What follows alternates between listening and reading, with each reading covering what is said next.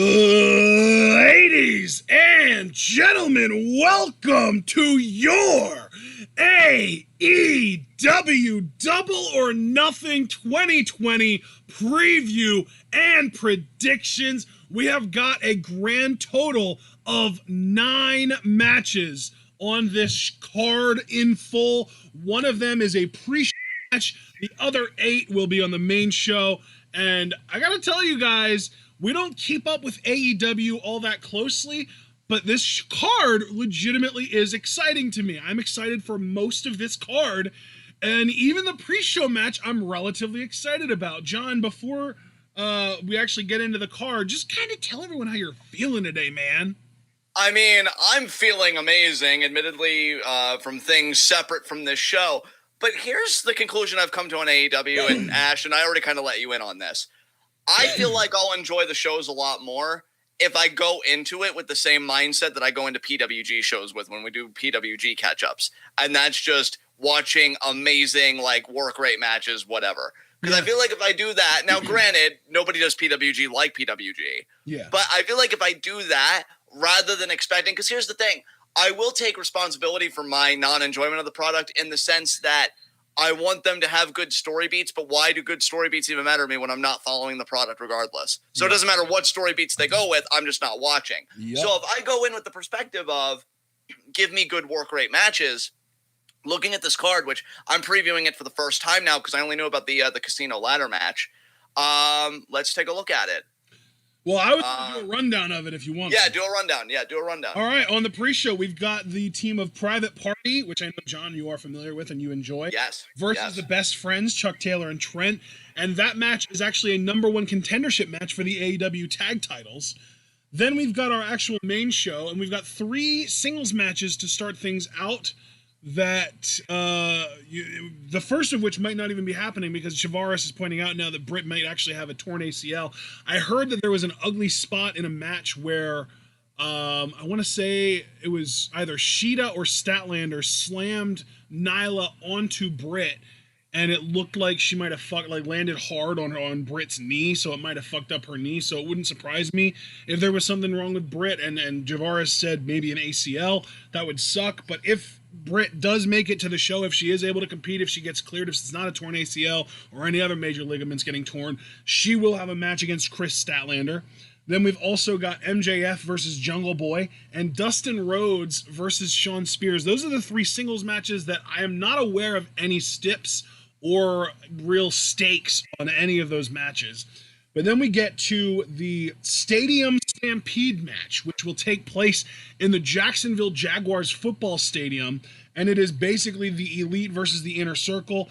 We've got Matt Hardy, who isn't technically a member of the Elite, but he has been teaming with them a lot lately, and he has been siding with them on the whole sort of Elite versus Inner Circle war that's been going on. But the actual representatives from the Elite are Kenny Omega, Adam Page, and the Young Bucks, versus the Inner Circle repped by Chris Jericho, Jake Hager, Sammy Guevara, and Proud and Powerful. So this is going to be crazy. There was a clip online of Hangman Page literally running almost the entire distance of a football field just to save the other members of the Elite from the Inner Circle. It was really interesting. It was kind of funny. Then we've got our really exciting casino ladder match, which will be a #1 contendership match. The winner of this will get a future AEW World Championship match. I don't know if it's going to have similar rules to Money in the Bank, or if it's going to be more like the Gift of the Gods, where you have to announce that you're going to be cashing in that opportunity ahead of time. I'm not entirely sure how that's going to work. I'm sure either AEW already has expanded on that, or they will once they kind of actually have that winner determined. Our next match is our AEW Women's Championship match. Nyla Rose defending against Hikaru Shida. Our semi-main event, I'm assuming at least, which it could be our main event. I don't know what order they're going to do these in. Cody versus Lance Archer in the finals of the AEW TNT Championship Tournament. The winner will be crowned the first ever AEW TNT champion, and that will be crowned, or that title will be presented, I should say, by Mike Tyson himself. And finally, our main event, as far as what we're going to be talking about, probably the actual main event on the show, possibly the semi-main event on the show. I don't know what order they're doing again. It could be an instance where they kind of try and make the TNT title almost like the New Japan Intercontinental title, where it's allowed to main event shows over the world title, but it might not. I don't know what they're going to do with it. But that said, the actual match that we will be talking about last, the main event as far as we're concerned, is Jon Moxley defending the AEW World title against Mr. Brody Lee. So that is the entire card. We hope that you guys are able to kind of file in and keep up with our predictions. And John, before we actually do get into our predictions, now having heard the entire card, how do you feel about the show? I mean, I feel pretty good about it. Look, being completely truthful, the only matches I really don't care about, I think, would be Dustin Rhodes versus Shawn Spears.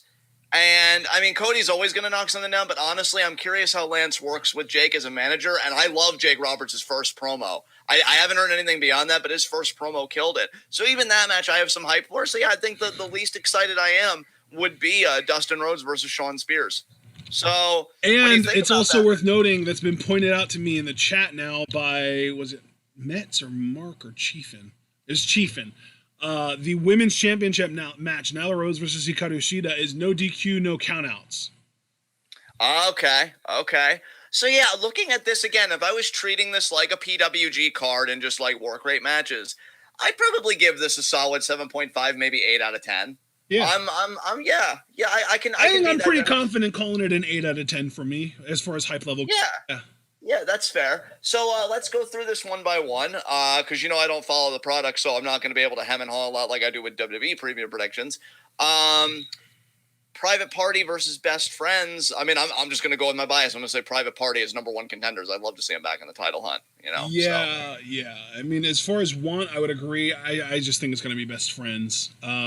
From a prediction standpoint, I think the Best Friends are almost definitely going to win that.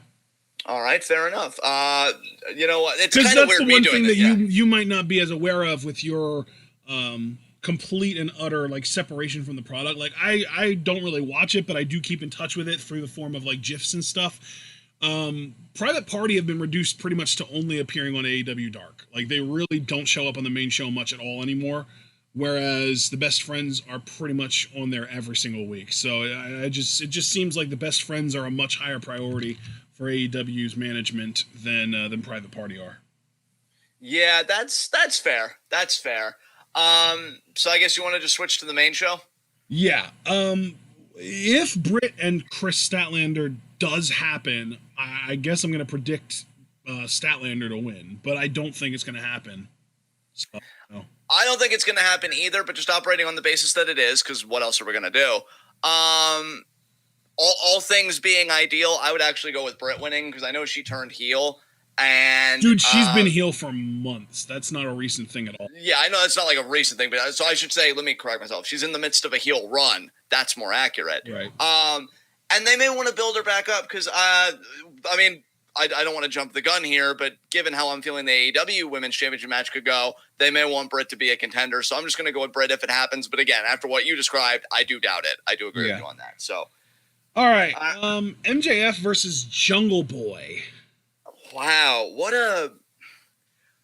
this is a weird place for MJF because, again, obviously I don't watch AEW, so I don't know. Maybe this is more organic than I realize. I just would have thought he would have been feuding for the title by now with Moxley being the champion.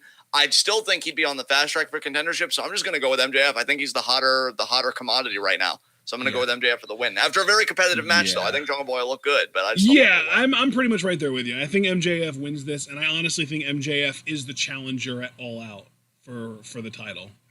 Okay, all right. Dustin Rhodes versus Shawn Spears. This is literally the match on this show that John and I are not going to be paying attention to. We are going to be silly. We are going to be talking to each other. We are going to be making fucking random ass references to pop culture. We are going to be talking to chat. We are not going to give a single iota of fuck about this match at all because we don't care about either one of these guys. Dustin Rhodes needs to just get the hell out, and Shawn Spears needs a new character. He's just completely boring right now. The chairman? Are you serious? And even if he were to change characters, I don't know if he's ever going to find anything that's better than the Perfect 10 was when he was in NXT. So it's rough. It's rough for sure. Yeah, I miss caring about Shawn Spears because even though I ragged on Ty Dillinger, I only rag about you of like I give somewhat of a shit about you. Like I'm not going to pay attention to somebody. I'm not going to rag on somebody that I've just got no material to work with. How do you get material? You pay attention. So even, Perfect 10 was fucking gold. I don't even know what the hell this is. And do you want to know the sad thing, dude? I don't even think it's a foregone conclusion that Shawn Spears wins this. I'm actually going to go with Dustin Rhodes winning this. I agree, dude. Yeah, everyone that I've seen talking about this show is like, I don't see any reason why Dustin would win this. He doesn't need this. Give it to Shawn Spears. And I'm just like, you realize he's a Rhodes, right? Hello? Yeah.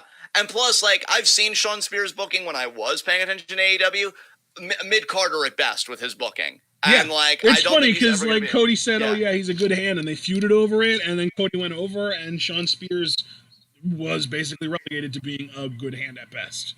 Yeah, so I'm going Dustin Rhodes. So yet another example of like Cody being AEW's Alexa Bliss, like talking, making predictions about babyfaces failing, and then like, or I guess in this case, anyone failing, and being right about it. So. Yeah, I'm with you, man. I don't think that this is a foregone conclusion either. I think a lot of people are going to pick Spears to win, and it wouldn't be surprising if Spears won.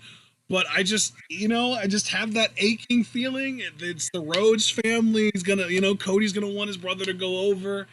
I just think Dustin's gonna pick up the W, even if it's like a by hook or by crook kind of thing. Yeah, I'm picking Dustin as well. Let's get to the Stadium Stampede match. What do you think? Oh, I'm actually curious how they're going to pull this off, but just looking at the two teams, I'm honestly going to go with the Inner Circle for the win here. I don't know why, but I feel like in the Calamity, they'll find a way to steal one. Heels will go over. Wouldn't be surprised if the Babyfaces won. Like, this is one match where I wouldn't be surprised with either side winning, especially because, again, I have no narrative insight because I don't watch the product. So I'm just going to go with the Inner Circle. What about you? Let me ask you this. Do we know, can the Revolt, formerly the Revival, can they show up on this show? Because if so, I feel like this is the match that they would get involved in. Possibly. I can't tell you for certain whether they can or not. But if they could, I could understand why you'd go that route. Yeah. Because I would see them coming in as heels, honestly, and helping the Inner Circle. I was even going to say, like, both of these teams already have established tag teams because you've got the Young Bucks and then you've got Proud and Powerful. But I don't know, man. I feel like the Revolt or FTR or whatever you want to call them, I feel like their presence on AEW is imminent, Definitely. I completely agree with you on that. Yeah. Yeah. So how are you feeling about it, though? Because I'm going in with Inner Circle to win this. Yeah. I'm trying to figure out when they got cut, when they got released from WWE.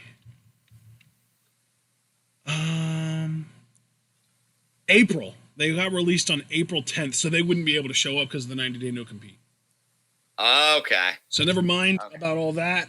I'm gonna say the Inner Circle wins here. Because I think that they're gonna keep on stirring that dissension with Adam Page in the Elite, and I think he is eventually going to turn on them. So I'm gonna say that they pick up the win here. Maybe even like pinning Matt Hardy, since he's kind of like the least credible guy as far as who you would expect to take a pin in the Elite side. Plus, he's not even an official member of the Elite, and that would give Page like reason to kind of raise hell and be like, he's not even a part of the Elite. What are you doing? Like that kind of thing. So yeah, I'm gonna pick the Inner Circle, and I'm gonna predict that Matt Hardy is the one to eat the pin here. Okay. Yeah.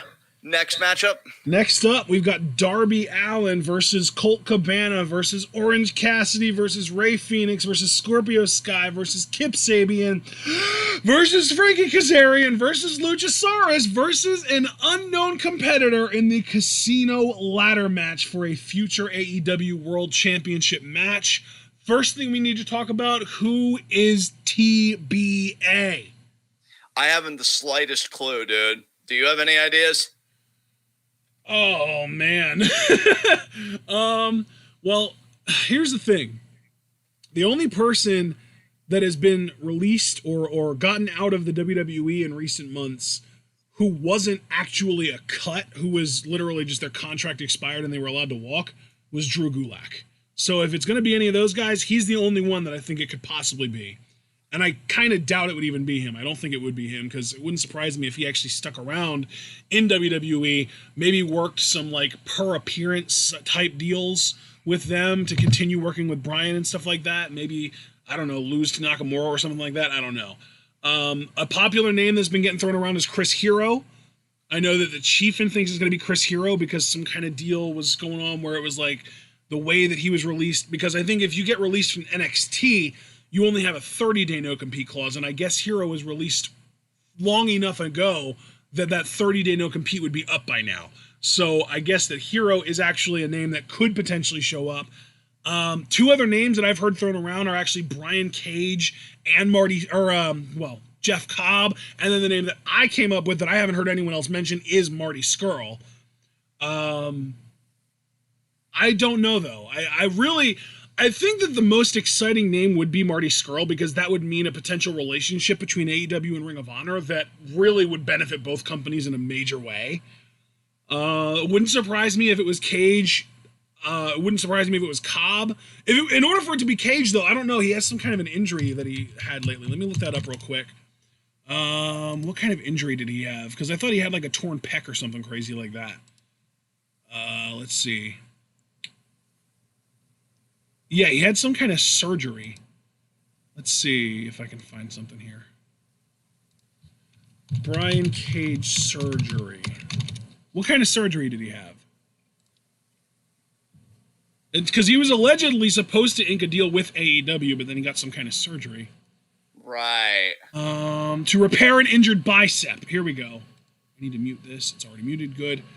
So, I don't know how long the recovery is after that, but it might be him, because this was back in January that this news broke. So it might be Cage. Cobb is a name that's already shown up in multiple AEW shows. I mean, Chiefin just pointed out Scurll does live in Florida, so it could be him. Javaris threw out the name Pac. Pac isn't actually booked for this show at all. I don't even know if he's still in the US. He might have gone back to the UK, and that's why we haven't seen him in AEW as much lately. That's why Death Triangle didn't really get off the ground. So you know what? Fuck it. He lives in Florida. I'm going to be an optimist for once. I'm just going to say Marty Scurll, because that would mean a potential relationship between AEW and Ring of Honor. He's already in super tight with the Elite. He's been on Being the Elite multiple times just in recent months, I think, at least within the last 6 months. Yeah, like, he's the head booker of Ring of Honor now. He could be the olive branch that gets these companies to work together. And I'm really excited about that potential, because as soon as Marty took over as the head booker, and he was like, you know, he put the fucking trios titles on the 3 luchadors that are all amazing. And I think that he put the TV title on like Bandito or some crazy shit like that. I'm very interested in Ring of Honor, and they've actually been very responsible. They haven't run shows during COVID at all. They have literally just completely shut their doors. They are not running shows. They are one of the very few genuinely responsible wrestling promotions with a TV deal in the US. So huge props to them for that. You know what? Yeah, I'm just going to be optimistic, and I'm going to say it's going to be Marty. I mean, first of all, we stand Marty Scurll in this household. Hell yeah, we do. He's a fucking great wrestler. I miss seeing him wrestle, dude. I feel like it's been forever since I've seen a Marty Scurll match, even if it hasn't been that long. I'll tell you why, though, because we are right now going through the time that we would be seeing him, because it would be BOSJ right now if it wasn't for COVID. God, he's so good in the BOSJ too. Yeah, like we had like our yearly scheduled appointment of a heavy dosage of the villain, and we didn't get it. So now we're going through withdrawal. Yeah, dude, absolutely. And to hear what he's done with Ring of Honor, like, I hope it's all as good as it sounds, because if so, that just shows what a great mind Marty has for the business, and you love to see it. Yeah. I honestly have no clue who the 9th person's going to be. I actually liked, who was it that said it? Chiefin. But Chiefin said Pac is in the UK. Fuck, because he would have been perfect for this. But putting TBA aside, the people that would get me fucking popping loud for this would be Darby Allin winning, Ray Fenix winning or Luchasaurus winning. Anybody else, like even Orange Cassidy, I like Orange Cassidy, but I'm not as crazy about him as a lot of other fans are. So he'd be like interesting for me, kind of like Otis with Money in the Bank this year. If Orange Cassidy won, I'd be like, that's interesting. I think if anybody is going to win this match that has already been announced, it's Ray Fenix. He is the one and the only guy that is in this match that's already been announced that I could see winning it. Otherwise, I think TBA's got it. It's funny that you're counting out, like, I'm not saying you're wrong. I'm just saying it's funny that you're counting out Darby Allin, given that he's actually had an AEW World Title match before against Chris Jericho. I'm counting out Darby Allin because I think he's going to be more focused on the TNT Championship than the World Championship. Oh, I think I'm starting to see where your logic's going when we get to that match, but I don't want to jump the gun. Yeah. I could understand that.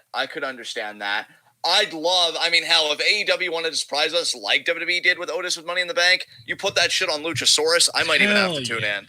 Yeah, like, genuinely, if they decided to get behind Luchasaurus and start pushing him, I would start tuning in during NXT commercials for sure. Yeah, because like him with that brief, I mean, look at the fucking dude. I don't have to tell you. I know you're the fucking choir. I'm just saying generally, like, and oh shit, that's right. That was another thing. Apparently, Fenix, and I shouldn't say apparently because I did see it. Fenix took a nasty spill on Wednesday. He did like this he's fucking amazing, right? He did this crazy ass, like he jumped off the middle rope from the inside of the ring and jumped up over the top rope into like a tope Coney low, and like nobody caught him. He landed flat on his back. So I think at the very least, he probably got the wind knocked out of him. I hope that's all it was. I hope that there isn't any major injury that would prevent him from being in this match, because getting to see that dude in a sort of singles context where he's not having to tag in and out, he's able to kind of be just himself, excites the fuck out of me. Yeah, dude. Oh my God. God, the people that would really get me to, like, I don't want to say rage, but I'd be like, oh, about it would be either Kazarian or Scorpio Sky. Yep. Would not care. Colt Cabana, I wouldn't care. See, with Colt Cabana is interesting because he's one of those guys where he's a comedy wrestler, but he's also like one of the low-key, most athletically gifted comedy wrestlers you're ever going to see. And if they, like, he's almost like an R-Truth in that way. Like, if they wanted to get behind him and push him as a main eventer, and he wanted to just get a little bit more seriously and still do some of, like, little bit of the comedic stuff, but more focus on just actually trying to win, I think that would work big time. I would get behind that probably. So I can't even say that I would hate Colt Cabana winning. I know I wouldn't hate Orange Cassidy winning because that's just them being like, okay, this is our most popular dude, let's get behind him. But yeah, the two fucking SCU guys are the two guys that would piss me off the most. And like Kip Sabian, I would say is like my third least, just because like I like him, but I don't see him as a main eventer yet. They haven't done enough to convince me that he's worthy of that yet. Yeah. I'm with you there. Because I just feel like Kip Sabian, I don't hate him either. I've actually liked what I've seen of him, but I just wouldn't be able to get my finger on the pulse of like just how that would work. Yeah. So yeah, the people that I get really hyped with though, again, are Allin, Luchasaurus, and Fenix. You couldn't go wrong with either of those three. But you know what though? Whoever TBA is, normally when it's a surprise, I feel like the split of them taking it is like 70-30. Sometimes the surprise loses, but I feel like oftentimes they win. So I'm just going to go with TBA to win. I am too. Yeah, because like, think about everyone that we've named that it could be, you know, Marty Scurll, Brian Cage, Jeff Cobb, who else was named? Drew, well, it wouldn't be Drew Gulak. But still, like, even just thinking of those guys, Chris Hero, any of those guys, really, I would expect to win. So, yeah, I agree. I'm going to pick TBA to win this. All right.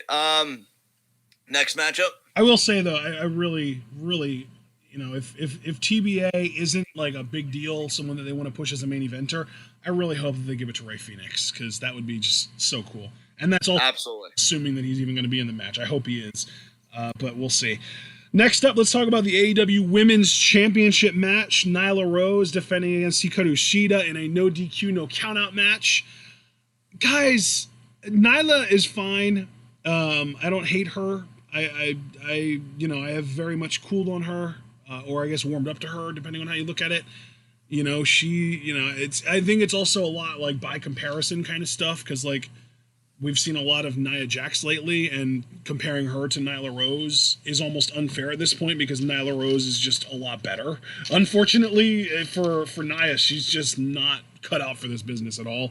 Nyla Rose, I think the unfortunate thing about Nyla Rose is I want to just like instinctively say, you know, she's got the tools, she can get better, but she's been doing this for like 6 years. So this might just be what she is at this point. But all that being said, I built her up because I just don't think they're going to give the title on her. I don't think that she does anything for the ratings. I think that Shida might, if they put the title on her. I think that Nyla has kind of been built up like this monster, and yet we've seen her countless times fail to be able to lift people in certain situations. That's like her biggest flaw, is that she's just not as strong as she needs to be in order to come off as a very legit monster. Like, she's almost the opposite of Jeff Cobb, because Jeff Cobb is thick, but he's also like a shorter guy. He's not super intimidating. Like, if you would just come across Jeff Cobb in the streets, you wouldn't immediately think like, oh fuck, I need to turn around and run away. Whereas if you're a woman and you come across Nyla Rose in the streets, you're probably running away because she is big and she is imposing. But the difference is Cobb is strong as fuck. Cobb can deadlift 300-pound dudes. Nyla can't even lift up Priscilla Kelly to lift her up over the top rope in order to drop her down safely. Like, it's a complete 180 from, you know, appearance to actual ability as far as power goes. So I am picking Hikaru Shida to win here. It might be me being blinded by my bias because I do actually really like Shida. She is one of my top 2 probably favorite female performers in AEW. But really, I really just think that I really think that if AEW cares about their women's division and they want to get serious about pushing women as a serious, attraction, that Shida is the correct choice. And I think that we've been pulling for Shida to be kind of the face of the women's division for a while now. But yeah, I'm going to pick Shida to win. Dude, I'm hoping she does. I don't have a problem with Nyla. I really can't when I don't watch the product. What I've seen of her, I'm ambivalent on. Pretty much, I think you hit the nail on the head with my sentiments as well, with kind of coming from your angle of it. I think Shida would be great. She's doing the YouTube channel Shida Tube, which I'm finding entertaining. I think you definitely want to get behind that. I think WWE, whether they realize it or not, it was smart to put the belt on Asuka, and Kana-chan's definitely picking up serious momentum, I feel like, as of late. Social media is the future, man. Whether we like it or not, this is the future of marketing, of promotion, of all that stuff.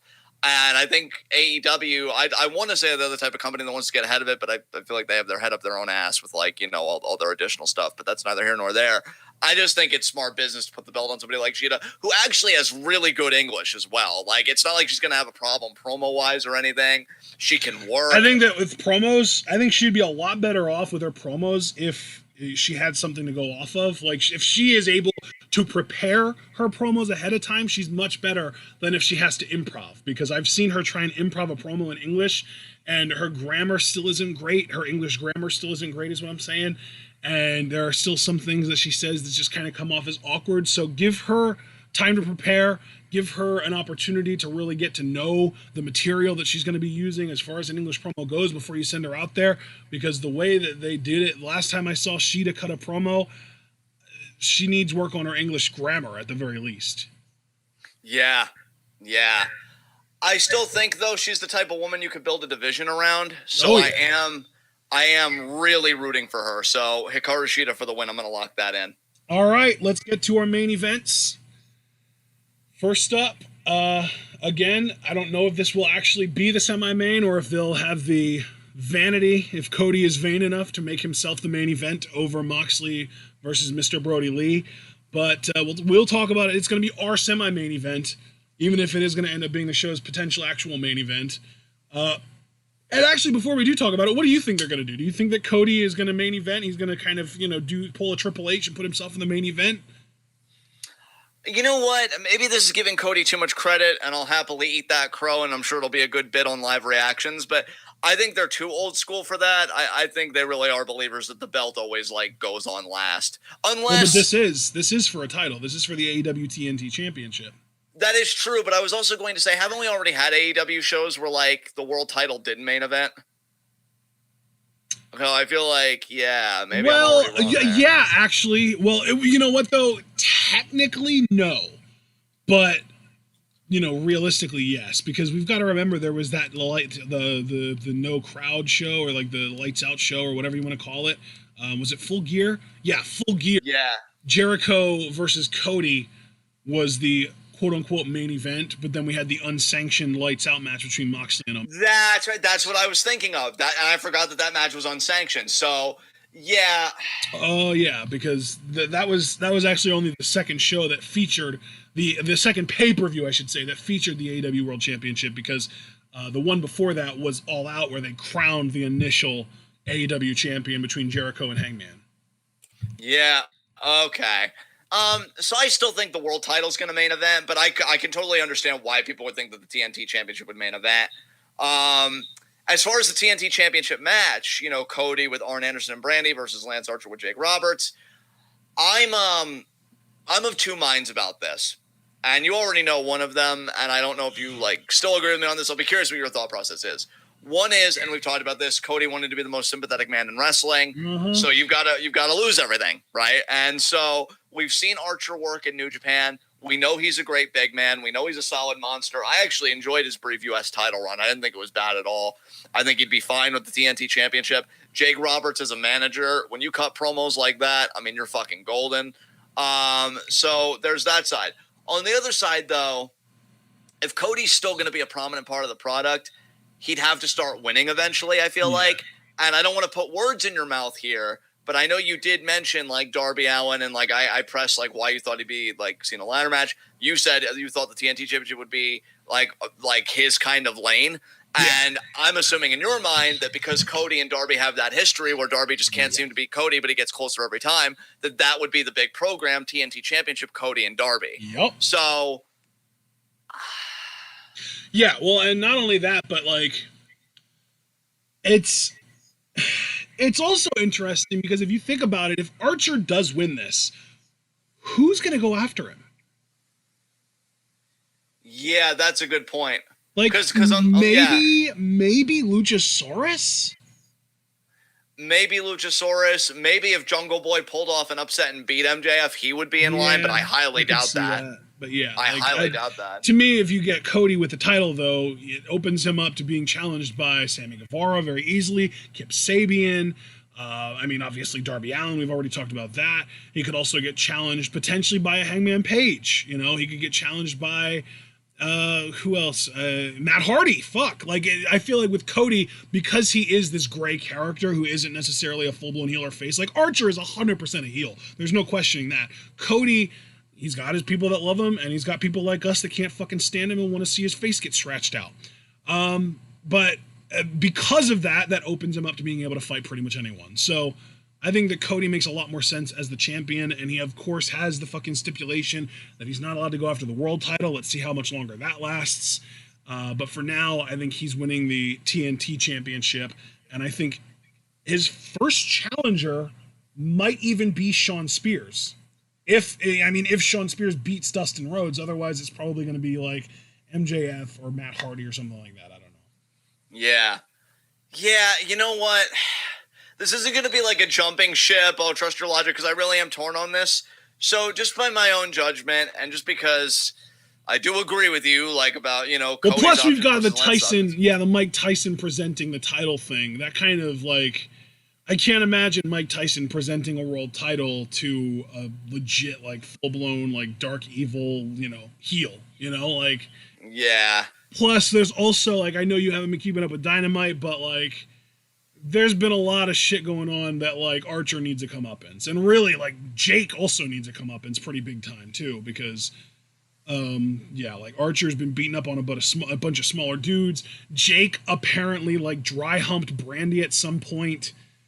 Jesus Christ! What? He pulled out the snake, like the literally, like Damien, the snake, not his snake, the snake. And he pulled that out and he laid it over Brandy, and that was a thing. So, like, yeah, like they've been doing a lot of shit that I'm guessing Cody is going to be, you know, paying him back for on this show. So I'm guessing that Cody's going to win for sure. Well, yeah, like that fucking context, Christ. Yeah. Cody's like, well, if I can't get sympathetic by just constantly losing, what if the heel dry humps my wife? That'll do it. So, yeah, Cody for the win, I guess. Ew. All right. Ew on all counts. Fuck. Next. Our main event, Jon Moxley defending the AEW World Championship against Mr. Brody Lee. And the only reason I'm saying that is because apparently he insists on being called Mr. Brody Lee. You know what the beautiful thing about not keeping up with the product is that you just kind of blurt whatever comes out of your face and you don't really give it much thought. So with that in mind, I'm actually going to go with Brody Lee to win the title.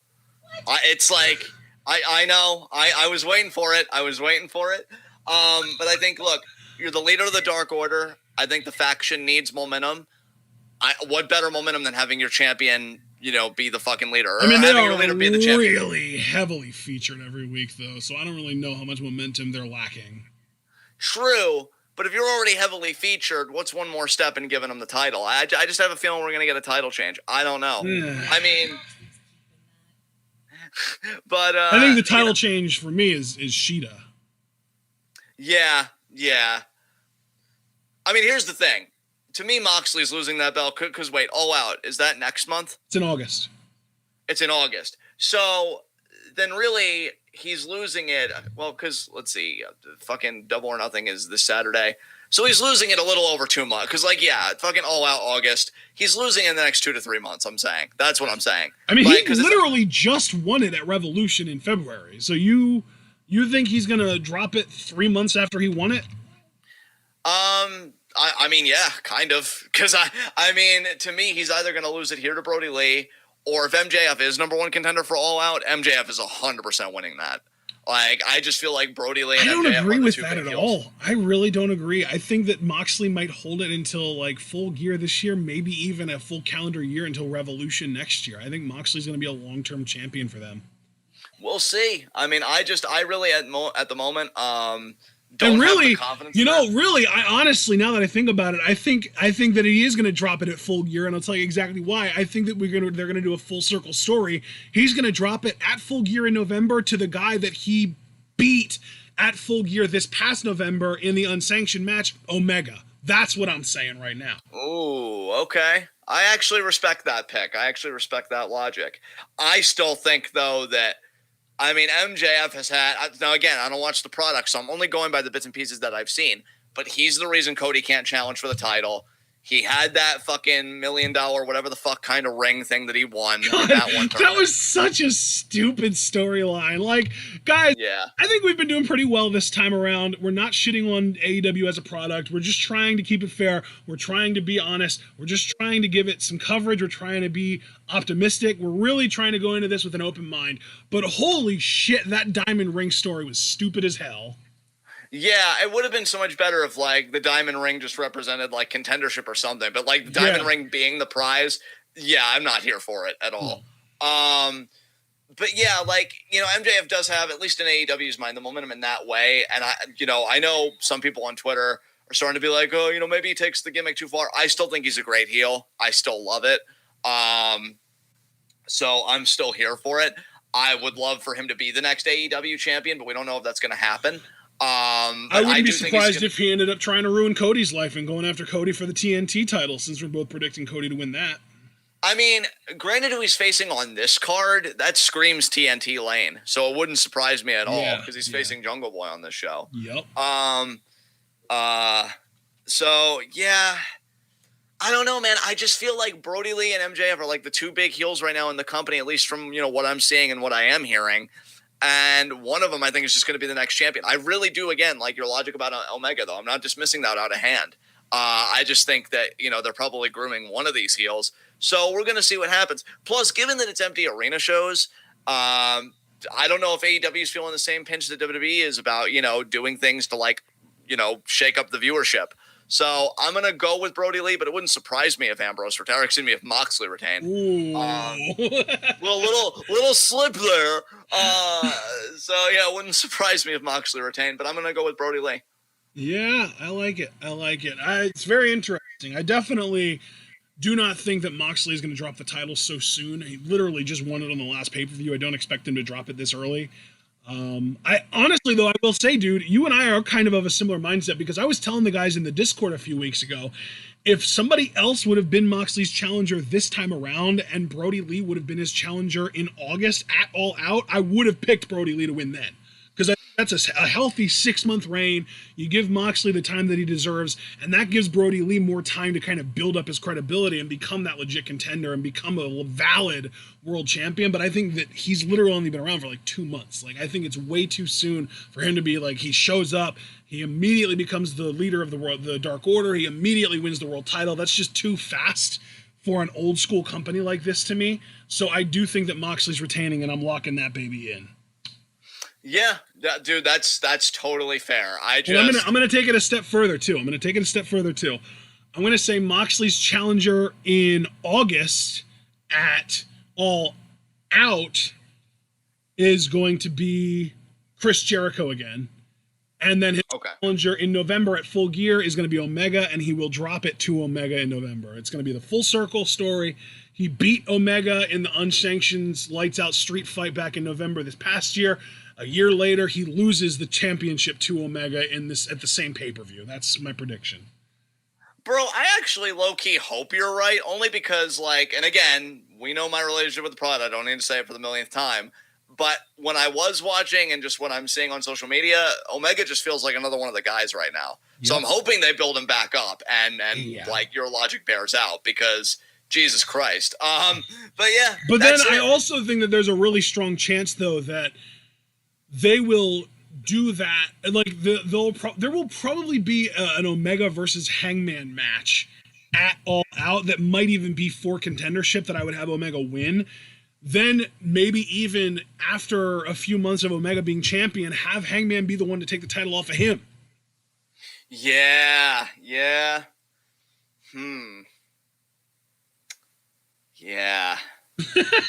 I think that's where I'm going with my predictions for sure. Yeah, it's tough for me to call right now, because again, like, I just have no connection, so I don't really know what they would do. But I mean, all those options seem great, and it's not even that I have anything against Mox. Like, I think, he came in hot, and I think he's done a good job maintaining his own momentum promo-wise and stuff. Plus, I think Mox is really good for the publicity of the company. Like, he always pops ratings. He's the one that's always on, like, talk shows and stuff. So I think he's a really good kind of face of the company for AEW. I just got to be truthful, man. Maybe it's my own bias, because I hate that we're in a pandemic right now, because I just miss seeing Mox in New Japan. Like, I prefer him there. I know you prefer him there, too. I mean, that's the thing, though, man. We might not get anything New Japan related until, like, July at the earliest. Yeah. It's going to be a bit still. But yeah, I mean, talking about this card, again, I'm going to try. I want to emphasize try, because I'm very weak-willed at heart. And, if wrestling's bad, I just can't do it. But I'm going to try and go with the mindset of PWG, AEW version kind of thing, and hope for good work rate matches. Again, narrative beats aren't going to matter to me, because I won't be watching, fucking Dynamite either way, the following Wednesday. But I'm hoping for a good card. I'm hoping for exciting matches. Hell, maybe a match of the year contender, possibly. Who knows? I think if any of these matches are going to be match of the year contenders, it is going to be the Casino Ladder match, because that shit is loaded to hell, man. Yeah, I'm also not counting out the Stadium Stampede. I'm curious how they're going to approach that. But yeah, I think my hype is holding at a steady 8. So it didn't dip. And I think we had a good same. Yeah. I think we had a good conversation about it. I think AEW fans shouldn't be mad at us, because I feel like this is the most positive we've been on this company, since the last time we talked about it, which I know was pretty rough. Yeah, that's it. This is probably the most positive we've been about AEW since, like, Fyter Fest, maybe? Yeah. Oh, apparently Moxley did a gotch pile driver last night, showing maybe he wants to continue that feud with Suzuki. I don't know. Yeah, I did see the clip of that. He did. But yeah, I'm hoping everything goes well for them. Hype is holding it at 8, and we're still getting out of here in under an hour. And yeah, so thank you guys for tuning in. Be sure to leave a like if you haven't already as you file out. Subscribe, click the bell icon for notifications so you don't miss any of that wow goodness. And we will see you tomorrow at 10:30 for catch-up commentary. And then for AEW related stuff, we'll see you tomorrow at 7. Are we sure it's 7, Ashton? This isn't going to be like the last show where it's like we got the wrong time and everything. It is 7, right? Yeah. I mean, unless you want to do the pre-show, in which case get on at 6. I like Private Party, but it's just that one match. We could fill in it later, so we'll see you guys at 7. Yeah. I mean, that wasn't too hard. We'll see you guys at 7. So you guys already know all the stuff. I'm going to hand it over to Ash and take us home. Actually, wasn't there like a thing? Wait. Did we do this for Revolution where it was like we thought it was 7, but it didn't come on until 8 or something like that? You know what, man? That's possible. That's right, because we were playing Rocket League to pass the time. Yeah. I think we did a Rocket League stream. So what do we? Dude, just get on at 7 and we'll take it from there. Honestly. Yeah. Fuck this. Anyway, again, giving it to you to take us home. All right, ladies and gentlemen, we do hope that you all enjoyed our AEW Double or Nothing 2020 preview and predictions. If you did, please like this video before you leave. You can also subscribe to the channel if you're new. Click the bell icon to join the notification squad. Follow us both on Twitter and on Twitch. And if you would like to support us, you can do so by subscribing on Twitch, buying our merch on Teespring, donating to our Patreon, and sharing this channel and this video with all of your wrestling fan friends and letting them in on the best kept secret in the YouTube and Twitch wrestling communities. That's right, we are TwitWow, and we are the workhorses of the YNT WCs. We hope that you're all looking forward to our WWE catch-up commentary tomorrow night at 10:30 p.m. Eastern Time, as well as our AEW All Out Double or Nothing live reactions on Saturday. And it looks like Chiefin just said in the chat that apparently the buy-in on Saturday would be at 7:30 p.m. Eastern Time, which probably means that the show itself will start at 8. So I guess we'll see you all then. That all being said, we also will be live reacting to NXT again then on Wednesday. We hope that you're looking forward to all that. And most importantly, we hope that you're all able to remember to stay tuned.